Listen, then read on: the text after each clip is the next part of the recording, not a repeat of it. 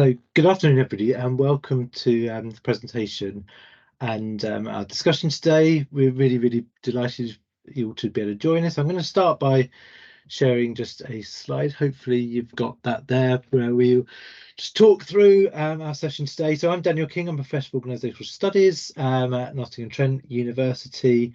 And we've got Jack and Ingrid on the call as well, who are going to be going through sort of some findings and some insights as well. And what we're aiming for these sort of sessions is that it's to present the latest findings we've had from the barometer. So we have the core questions and really the trends that are going on in the sector. We have our topical questions, which we're focusing on well-being, and then what we're really interested as well is thinking through, well, what do you do about some of the issues that have come up as well. So we're delighted to have Ingrid from the What Works Centre for Wellbeing with us, who's going to be talking around those things, and just to also credit and thank the What Works Centre for Wellbeing for being involved in the design of the topical questions as well, and we can talk through some of that as we go through. What we're going to do is talk through the sort of key findings and ideas from that. So I'll take down my slide to allow Jack, who we're going to hand over to first, to talk through the sort of overall headlines, and I'll talk through some of the well-being questions. For those of you who are on the call, not watching this on recording, please feel free to raise a hand, which you can do in on Teams, which is at the top of your screen, or also put comments in the chat. We would like to make this interactive as possible as well. But Jack, over to you.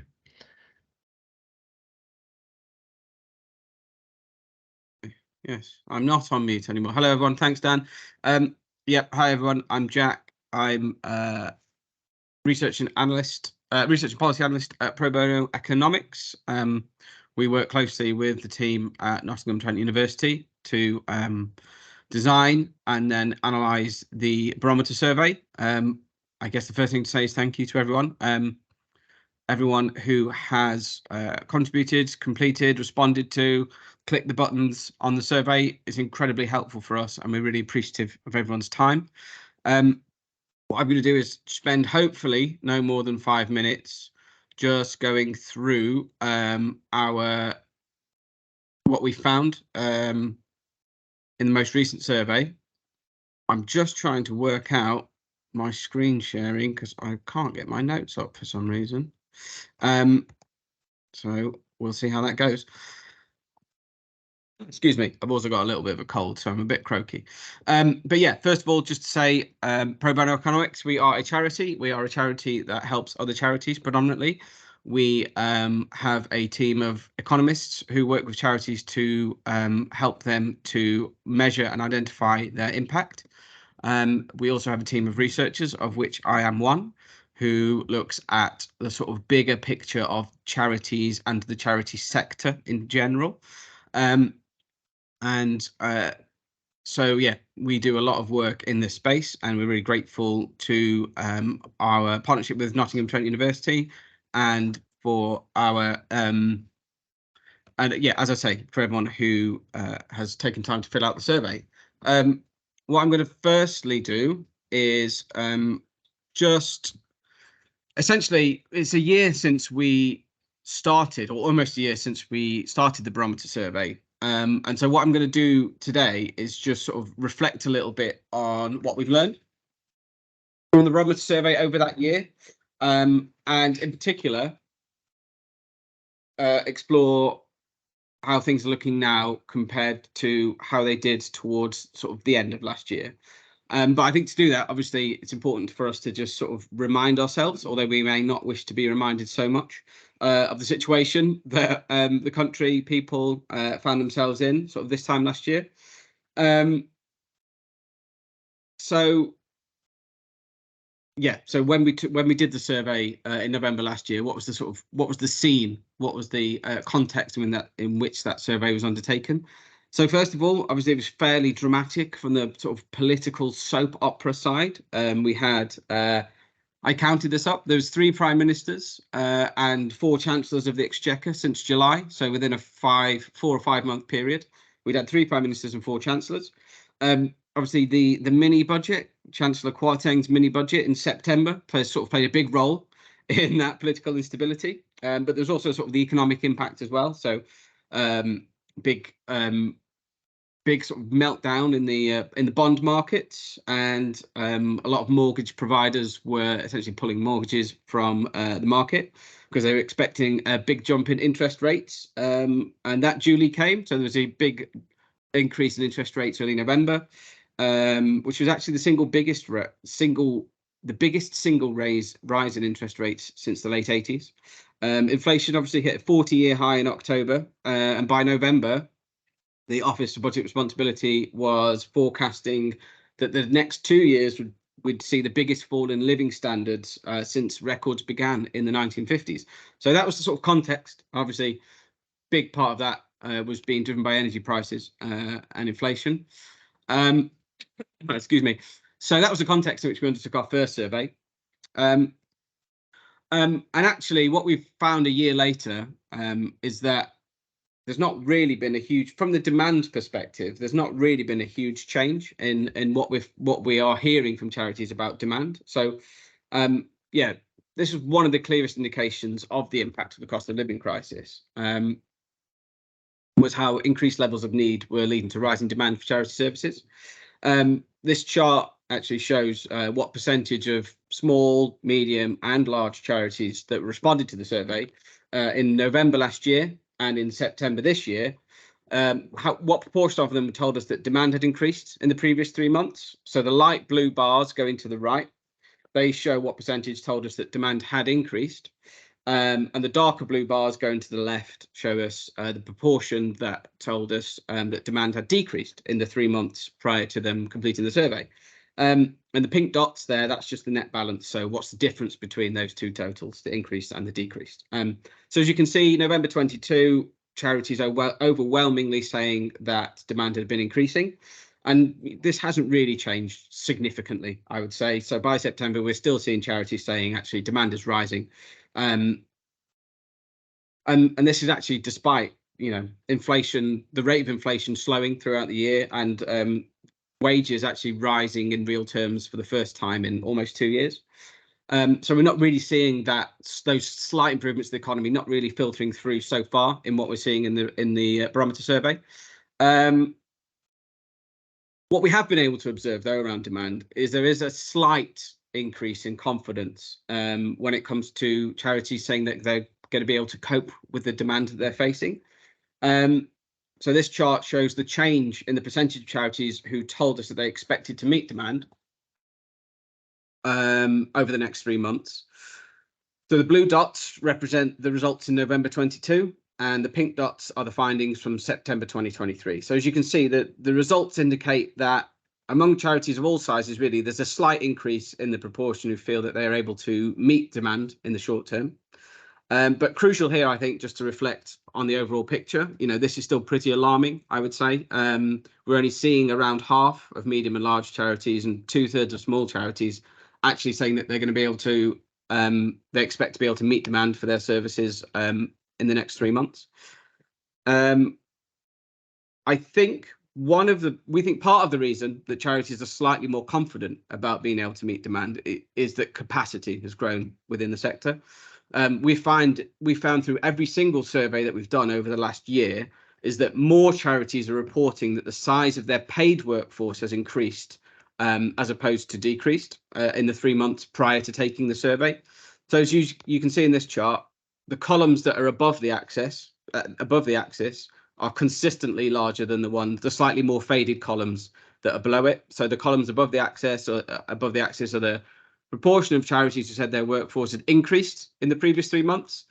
And the columns that go below the axis are the proportion of charities who said that their workforce had decreased in size in the previous 3 months. And even, across large, medium and small charities, we're seeing on average, or more likely, that charities are seeing their workforces grow. And this is actually borne out with some other data we've looked at. So we've some survey data from the Bank of England, which has indicated that there's been workforce growth has been fairly strong in 2023 in the sector, in particularly in more recent months.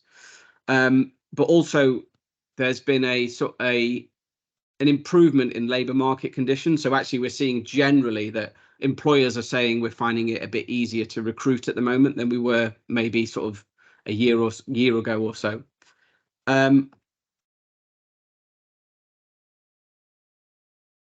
Just moving on to finances, I suppose. So another major difference between now and last November we found in the survey has been a slight improvement in the financial outlook for many charities, which I would now characterise as being concerning rather than catastrophic. So in November, I would say the financial outlook was fairly catastrophic. Now I would have sort of ratcheted that down a little bit to just saying it's pretty concerning. We're still finding in general charities are more likely to tell us that their financial position has deteriorated rather than improved in the 3 months prior to the survey, but the results are less extreme. We think there's been but what we have definitely seen is a fairly dramatic improvement in the short-term financial outlook for many charities since November last year. So the blue dots on here represent the proportion of charities who in November 22 said they expected their financial position to deteriorate over the next 3 months. And the pink dots show the proportion who said the same in September. So as you can see, for charities of all sizes, there's been a fairly big leftward movement there, indicating that the percentage expecting a financial deterioration has reduced, and it's a fairly substantial fall. So we're down to less than 1/3 of charities, which is down from almost 6 in 10 in November last year. Just over a quarter of media-sized charities, down from around 45%. But interestingly, a sort of noticeably less dramatic improvement for small charities. And just to move on to my sort of the final data point to make here is around sort of another issue that we're sort of seeing, and a sort of growing issue, and one that again is very pertinent for smaller charities in particular. And this is on focusing on the sort of the growth in concerns around volunteer recruitment. So this is very similar to the previous one. It's about the change between November and September, November last year and September this year.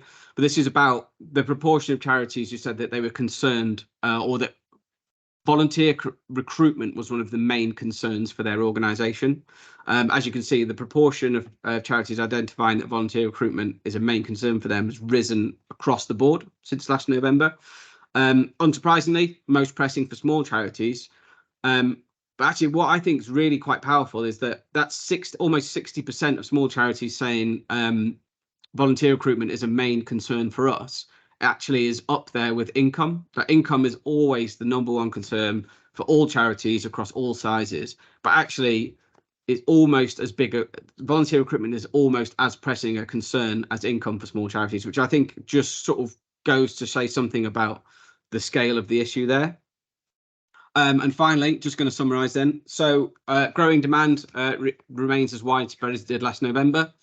Charities slightly more confident in their ability to meet need, but overall the sector is still under significant pressure. Various data indicates that capacity in terms of paid workforce has grown consistently throughout the year. And while it's still worrying, the financial outlook is less catastrophic than it was last November, but small charities seeing the least improvement. And again, most prevalent here for small charities, but concerns around volunteer recruitment are on the rise and have been on the rise for the last year or so. That's it from me.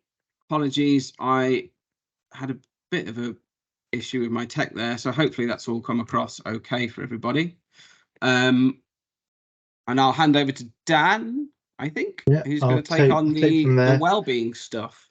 Yeah, so so again, as Jack, just to echo what Jack was saying, thank you very much for everybody for participating in this. So I'm going to just talk through some of the wellbeing themes. So this was our topical guide. For those of you that are aware of how the barometer works, we ask the same set of core questions every time to get the sort of analysis that Jack has just given, and then we have topical questions as well to try to bring out. And one of the key issues was well-being that we were focusing on in the last one. So I'm just apologies for looking away from my screen, but that's because that's where these slides are for me then. So you'll see that 6 out of 10 organisations said that wellbeing formed a key part of their objective. So we can see that actually it's a really important aspect for organisations across the sector.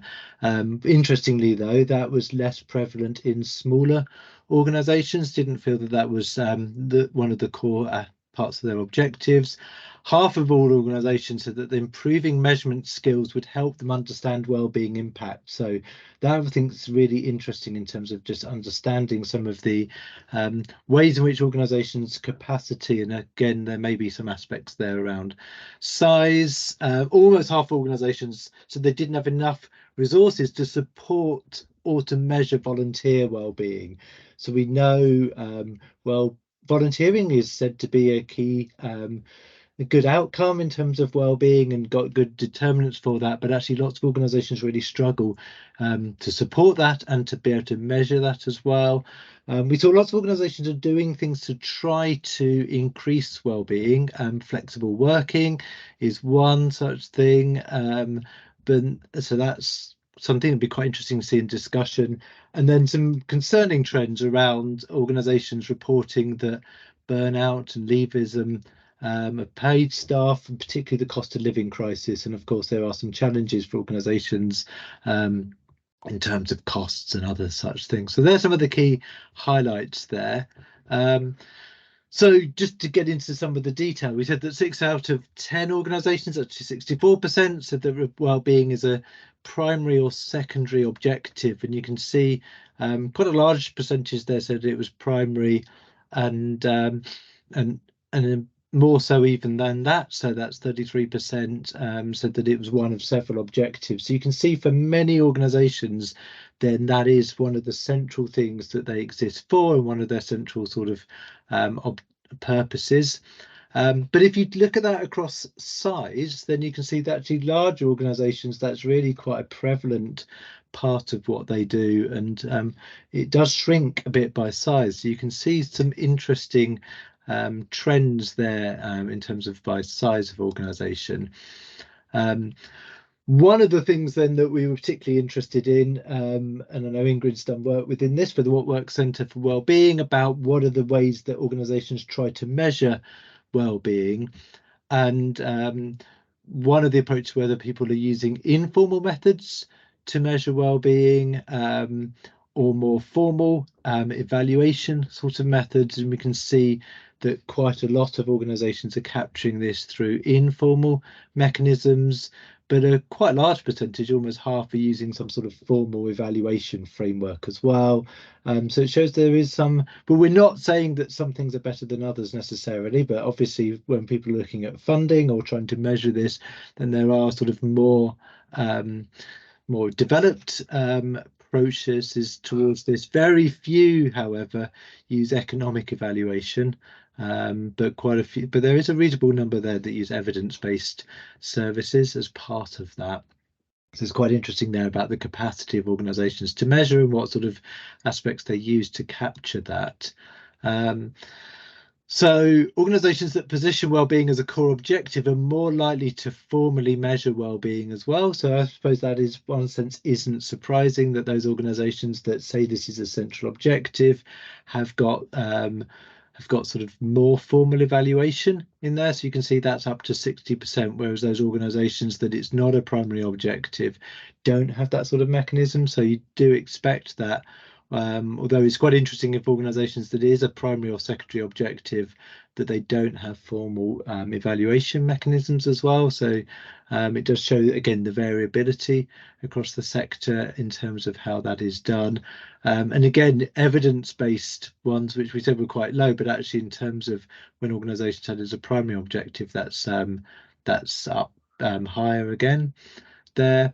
Half organisations reported that they would better understand wellbeing impact if they could improve skills to measure wellbeing before and after service use. So it's intriguing in this, I think, around organisations that, around whether they've got the right type of skills and the resources in order to measure wellbeing. And I think quite a few people on this call are perhaps from infrastructure organisations, or so I think that's quite interesting about what type of support organisations need in order to develop their capacity to undertake that sort of impact evaluation aspects. Thinking about that in terms of size as well, then just gives a further breakdown that you can see again, the larger organisations seem to have feel more confident in terms of skills and have got resources around that. And again, that says something about whether it's a primary objective and also the capacity organisations have around that as well.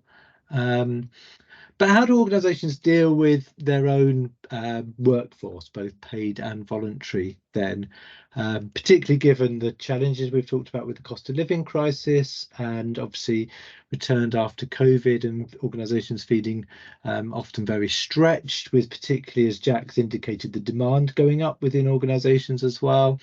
So lots of organisations are using flexible forms of work and different development opportunities. Just over half are using pay rises to try to tackle the cost of living, but of course some of that might be challenging due to contracts and other aspects of that as well, and attempts at socialisation opportunities. So as we live in a world where people are working remotely more often, then some of those are interesting challenges, and then attempts at wellbeing training as well. And a few organisations are using extra paid off to be able to volunteer.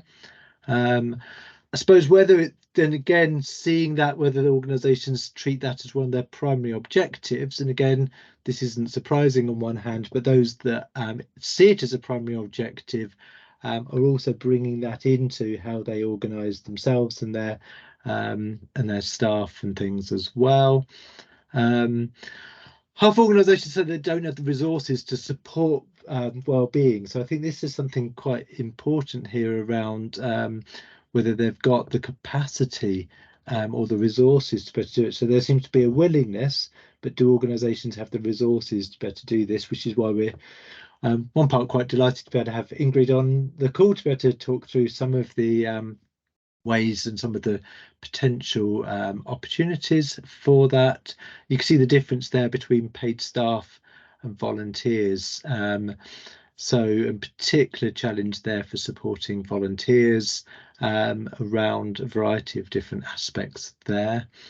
And again, the capacity to be able to provide different types of support, anything from eye tests and flu vaccinations to covering expenses, social activities, etc. So there's a range of different processes that organisations try to use to support their staff and their volunteers. And some of them, of course, are sort of quite stark ones, like flexible working, much more in terms of the staff than there is for volunteers.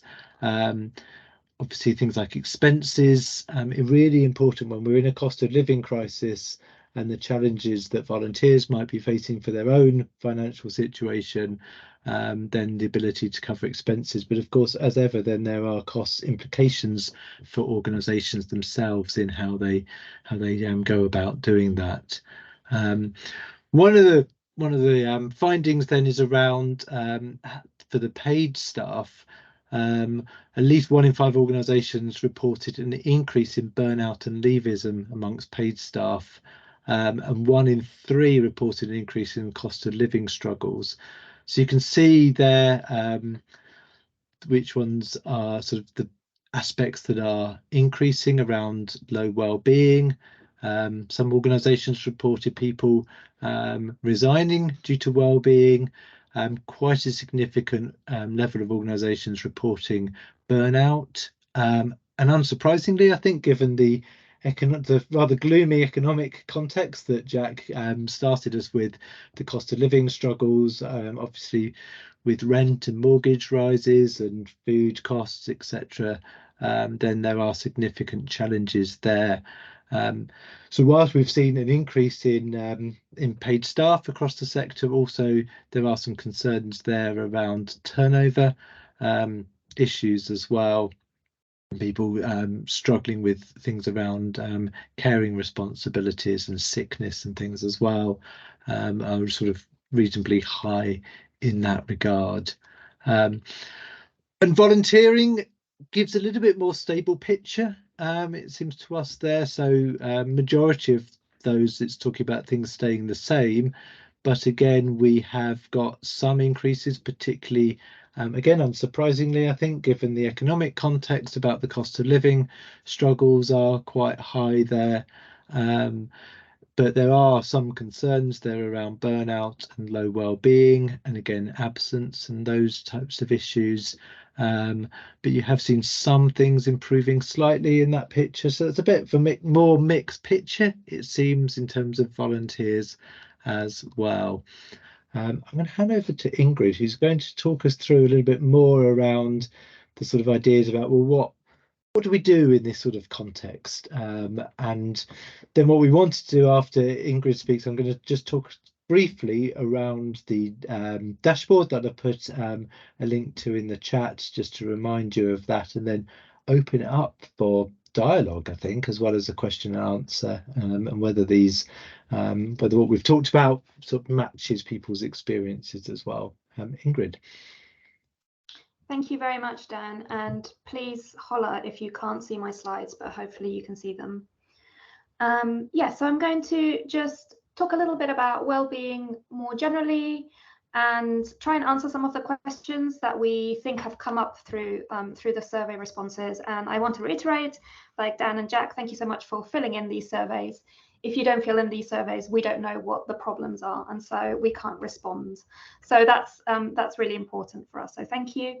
But it is a really ambitious bit of this survey, I think, because we wanted to understand everything about well-being. We wanted to understand where well-being sat in your organization in terms of your objectives, how you considered well-being of service users and communities, how you considered well-being of staff and volunteers, whether you felt confident measuring and evaluating well-being, all kinds of different things.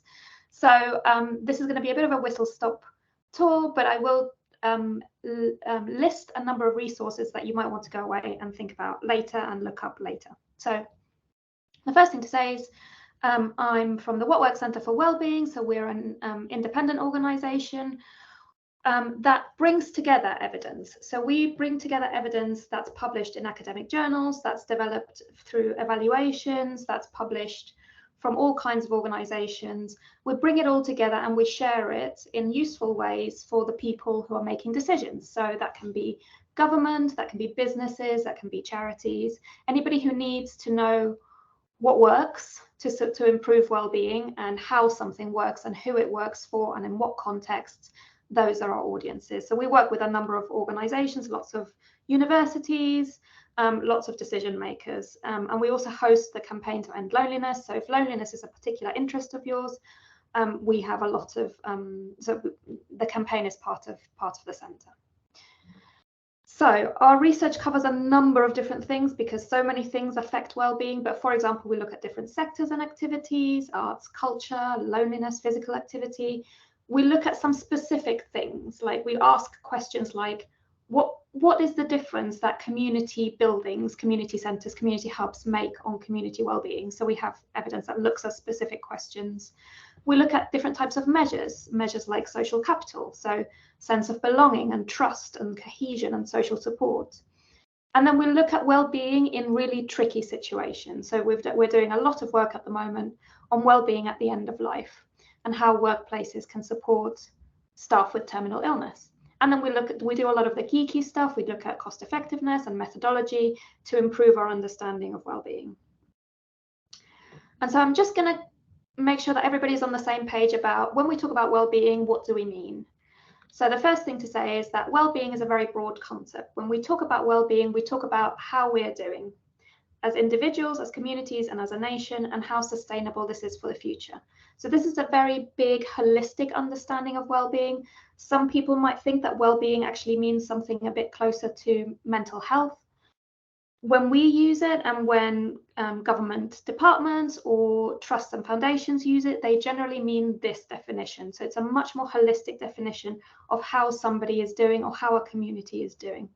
And well-being has been part of especially government and trust and foundation agendas for over a decade. And so you'll see a lot of charities thinking about well-being as a core outcome, partly because they're being encouraged to do so by a kind of a national conversation about well-being.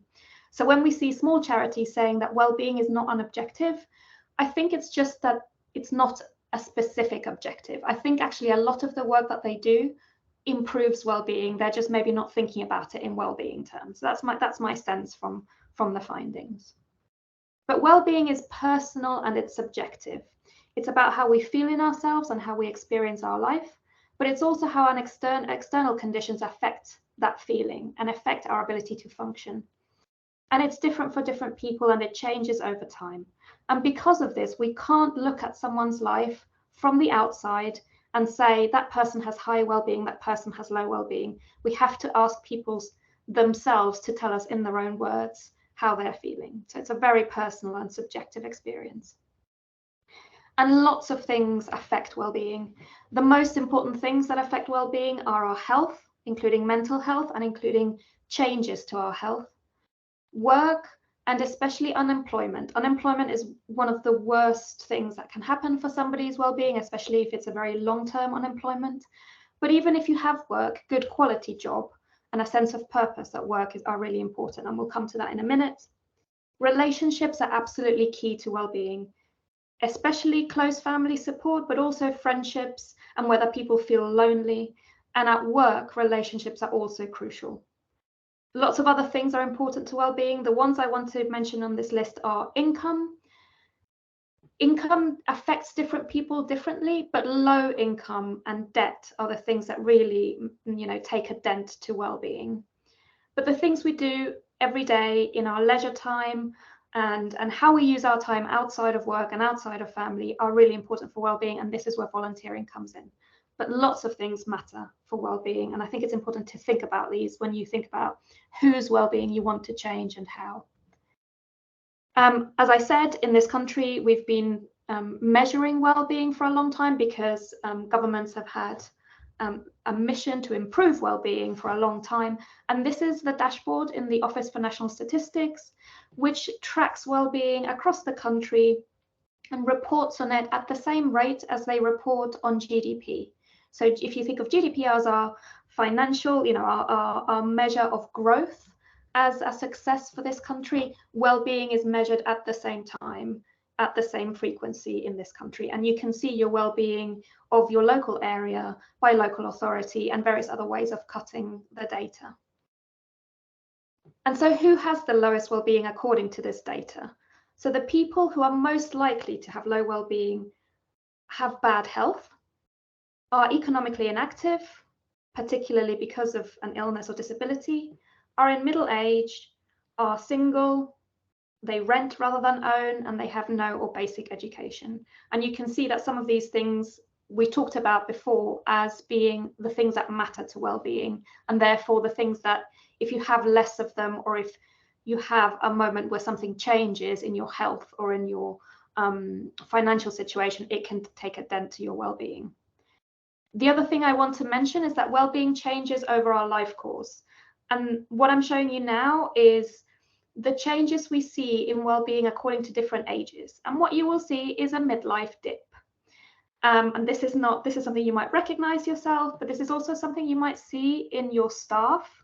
Most people who will be working for you or with you will be in this period of time where lots of different things are affecting your well-being, whether that's mortgages, debt, divorce, family breakdown, caring responsibilities, financial problems, all kinds of things cluster around midlife, which have an effect on well-being, which might be separate from anything to do with work, but you can see that it's reflected in the population as a whole.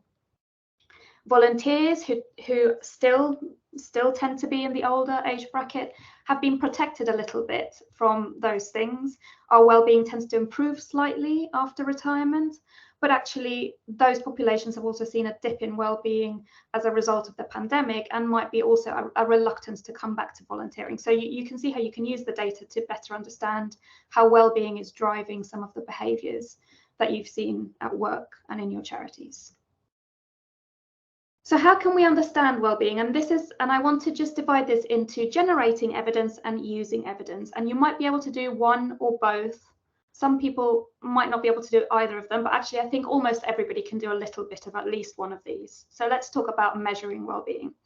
So I run, whole day workshops on measuring well-being, so I'm not going to go into it, but we've developed an online guide on how to create a well-being impact evaluation. So it's a step-by-step guide that takes you through what you need to think about when you're developing your well-being evaluation. That's the address. You can work through it at your own pace, and it's got lots of different sections, both on quantitative data, qualitative data, how to think about a research question, how to understand and interpret your results, lots of things in there. And so it goes through all of these steps. And at the end, there's a well-being measures bank, which is often the thing that people really want to know about. They want to know, what's the measure? What's the question I need to put in my survey to measure well-being? We've got those there. But if you go through them step by step, you understand why you're choosing different measures for different purposes. So I encourage you to do that. And we also have examples of well-being evaluations, so you can see what other people have done and how other people have approached this. So Community Connectors, which is the Sefton CVS program from a few years ago now, we have an evaluation of their stuff. New Note Orchestra is a project that works with music for people recovering from addiction.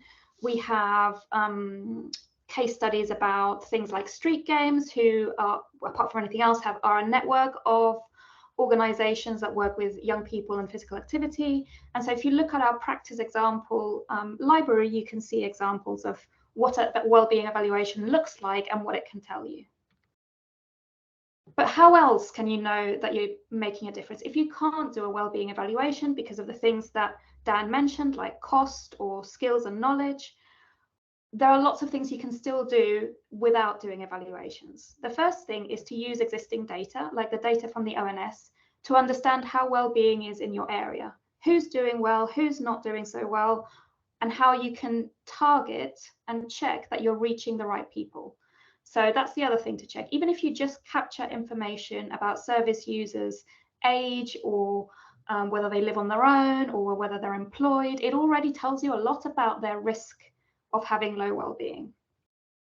Think about those drivers of well-being, what matters to well-being, and think about which ones you can make a difference in, because it's not going to be all of them, but it might be several more than you think you can. And then look at the evidence of what works when you design activities. And I am absolutely blown away. I'm not actually massively surprised, but I'm so delighted that we've now got data that says that almost 20% of you use evidence to design your activities, because that's exactly what we want. When your GP prescribes you medication, they're not doing an evaluation of how well that medication is working every time they do that. What they do is they use the evidence of what works in terms of that medication and prescribe it in the right way. And I think if you think about using evidence in that way, that can help you kind of draw out some of the things in your activities that are really making a difference. And the other thing to do is put together a story of change. So sit down and think about, how is it that we think we're making a difference in people's lives? What are the kind of mechanisms? What are the key ingredients that are helping us make a difference to well-being? Putting that together in a logical way, I think, can really help you design good projects and activities. I just want to briefly mention volunteering and well-being. As Dan said, there's loads and loads of evidence that links volunteering with well-being outcome. And one of the things we did a couple of years ago is we did a big review of the evidence to look at this. So we looked through over 17,000 studies that were about volunteering and how it related to well-being. And when we looked at the well-being outcomes, we found all kinds of positive relationships, like higher well-being and health, an increased sense of purpose and belonging, reduced depression and anxiety, reduced loneliness. So volunteering seemed to have loads of really positive effects across the board. One of the things we found that's really important is that it can buffer the effect of life transition. So when we know that, for example, when somebody is diagnosed with an illness, or when somebody has to leave work, or because of, for example, retirement, that can be a risky moment in their life in terms of well-being. Volunteering can buffer against those effects. So it seems to act like that. We think that people with low well-being seem to benefit the most from volunteering, which is really important. But unfortunately, the people who could benefit the most face the biggest barriers to volunteering. So that's a big challenge for the sector. And all of these things are only good for well-being if the volunteering experience is positive. So if people feel valued, if they're in the right volunteer role for the right amount of time, doing the right kinds of things, and getting those kind of benefits from the experience. And one of the things we did is we created a theory of change for volunteer well-being. And you can look at this and say, what do we think we are offering volunteers? Are we maybe offering, are they getting well-being benefits from, for example, using their skills and experience? Or do they really like feeling appreciated? Can we boost that kind of volunteer appreciation activities? Is there something about the way that we design the role that might have a negative effect, like stress, exhaustion, and burnout? So this is how a theory of change, which brings together all the evidence, can help you improve your volunteer offer, I think. And now moving on to staff well-being. Lots of people are struggling, and as Jack says, that's the case across, I think, all working staff. But there are some things that that you can think about in terms of well-being at work that might be useful for you. The first thing is that, as well as all the things that affect well-being, our well-being as individuals across our whole lives, there are some things that are particular drivers of workplace well-being. And these are health and relationships, environment, purpose, and security. And we've got a lot of information about this, which I'll link to. But this basically says all of these things matter at work, but not all work is the same. And so what you want to look at, what you want to do is you want to look at the employment offer that you have and the types of work that your colleagues do, and say, what is making the biggest difference for people, and where might be seeing drivers of well-being, or also places where low well-being is being is a risk because of the way that we are offering work. So the first thing to say is that we need to feel supported and connected, and this is where health and relationships as drivers come in. This is about having an employer that supports our health, our ability to recover from health conditions, but also health promotion. So not waiting until people are sick, but encouraging people to have a healthy lives at work. Relationships matter a huge amount at work, especially with your line manager. Some of the data we find that some of the worst feelings that people have every day is when they talk to their line manager. So getting that relationship right is really important, but having supportive colleagues is also crucial. We need to feel safe and we need to feel like we belong. So if you have staff that are out on the road, visiting service users or carrying out activities in specific settings, safety is really important, and security. But the environment at work is really important. The work occupational culture, how people feel when they come into the office, or how they feel connected if they're working remotely. And we need to feel fulfilled. And as a sector, the charity sector, we do that really well. Lots of people are really driven by a sense of purpose. But I think this is where some of the pitfalls come in, because our sense of purpose carries us through really high intensive situations where there is little money, but there's a lot to do, and that can lead to burnout. So we need to make sure that that's balanced with other things. So good jobs that lead to high well-being tend to give staff some of these things: control over their work, variety, ability to kind of progress and develop their skills, supportive relationships, including with managers, and feeling valued.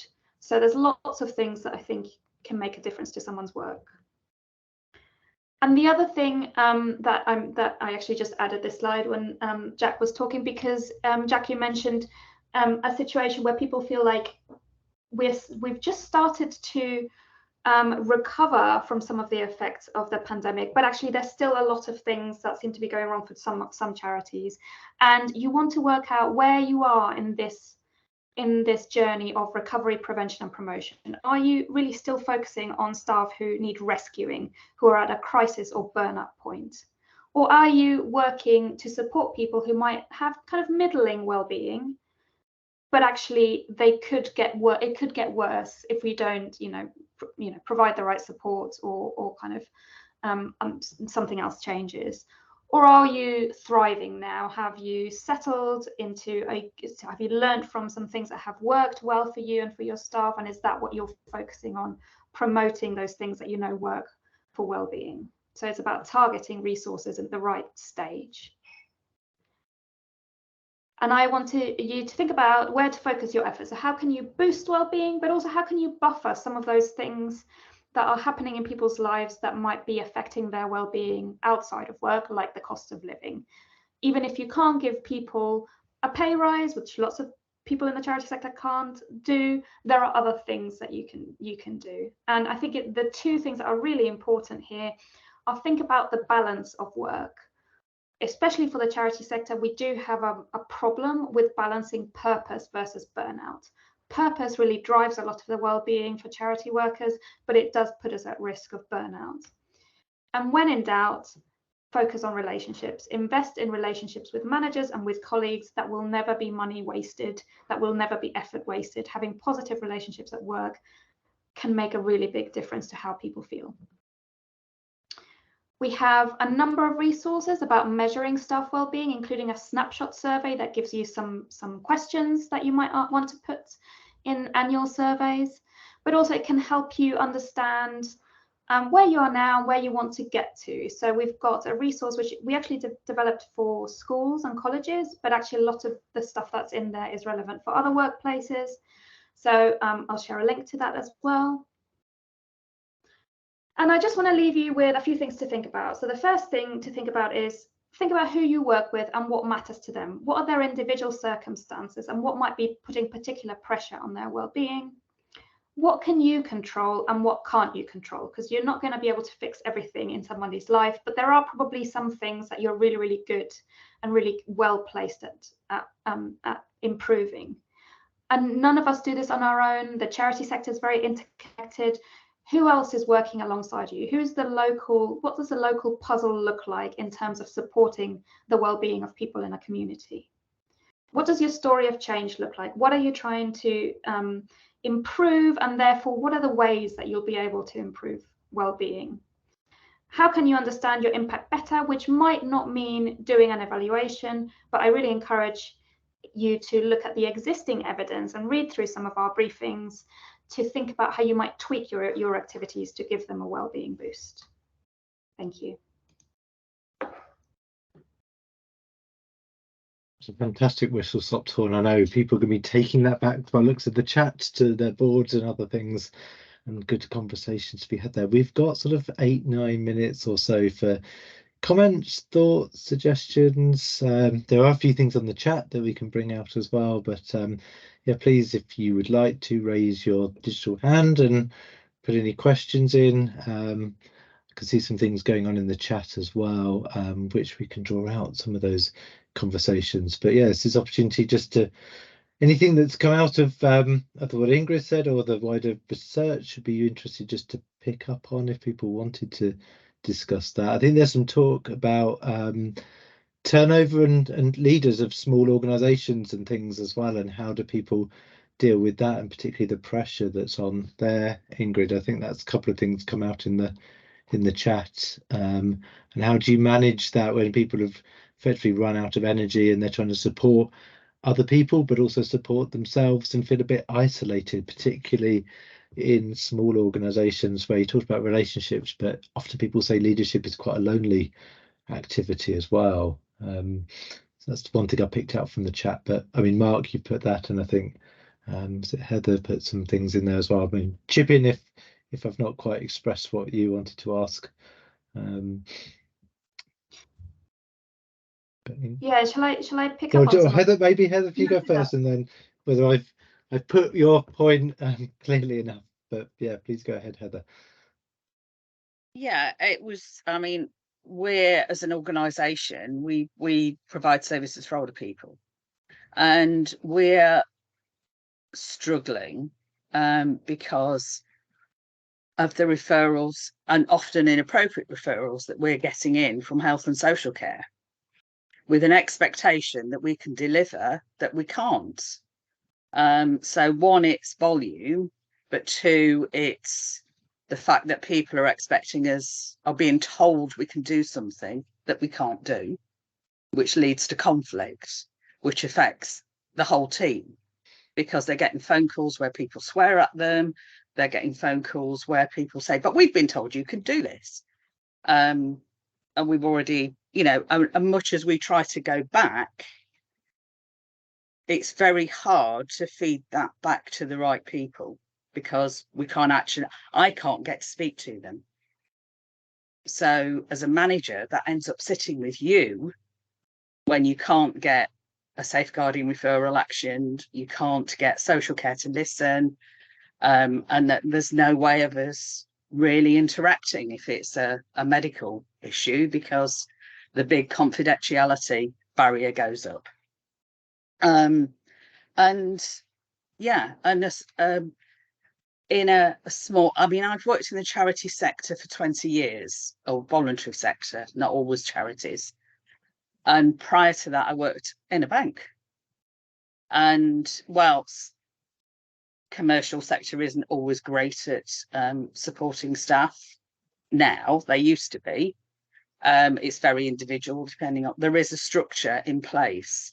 If you're a very small charity, or not very small, but a small charity, it depends on, one, whether anybody notices, and two, whether the trustees actually feel that it's their responsibility, which it is. So it's, and also to, you know, to do a lot of formal evaluation, I'd be sort of thinking, well, where on earth do I fit that in when I can't fit in what I need to do already? But probably do it anyway as part of what I'm doing, because that's the way I was taught to manage a long time ago. So I think it's a challenge. And I know from a befriending, we delivered befriending, when we looked at some of the evaluation methods for measuring before and after befriending, one, you have to buy very expensive software to do that. And it was quite invasive in terms of, there were lots of questions, and working with older people who don't use computers, it's not viable for our organisation, for our service users. So there's a big, you know, how there's a size, cost and everything else element to, I'm not saying we're not, I'm very interested in wellbeing, and I know very much how much that impacts on how people work. But there are a lot of external factors at the moment, because everybody is so oversubscribed with what they're doing. They are pushing stuff out to charities, and in a lot of cases, and I think the data, I did look at the data before the meeting, I think the data shows that the smaller charities are not coping so well, because they just can't go and recruit staff to deal with it. In fact, staff recruitment's an issue in itself if you're not paying, you know, if you're paying nearer to minimum wage. Sorry, I'm going on. No, it's some really good Yeah. points you're making, but I'd like to bring Ingrid back in, and then I think we'll probably need to wrap up because we're nearly the hour. Yes, and I agree with a lot of, and it really resonates a lot of what you're saying, Heather. Middle managers are the most stressed and have been for a long time, and in every survey we see of workplace well-being, because of exactly what you say. They're having to they're managing challenges from both ends. And I think in a charity situation, especially when you're getting referrals, we're seeing this situation in communities, aren't we, where pressures are just being bumped across the system, from social care to charities, but also other bits of the system as well, are just kind of pushing pressures down, and then somebody's at the end. And quite often that's, well, very often it's an individual who needs a service, but often it's also the charity workers. So the first thing I would say is, if you measure, you can show that. So if you have ongoing regular data about how your staff are doing, you can make a better case over time that says, we've reached the limit, or actually we're at real risk now and we need some investment. You can make that case to trustees, you can make that case to commissioners, although I appreciate it's, you know, it's hard. So that's one thing to say. And the other thing is, it doesn't, if you can't do formal evaluations, I think the really important thing is to design well-being into your working practices, so that every appraisal or every HR supervision or every major contact you might have with staff has a well-being component in it. I think most good managers would have that anyway, but sometimes you have to be explicit in the form that you get managers to fill in. We do have some things on our website aimed specifically at managers. So yeah, we're running out of time, so I'll leave it there.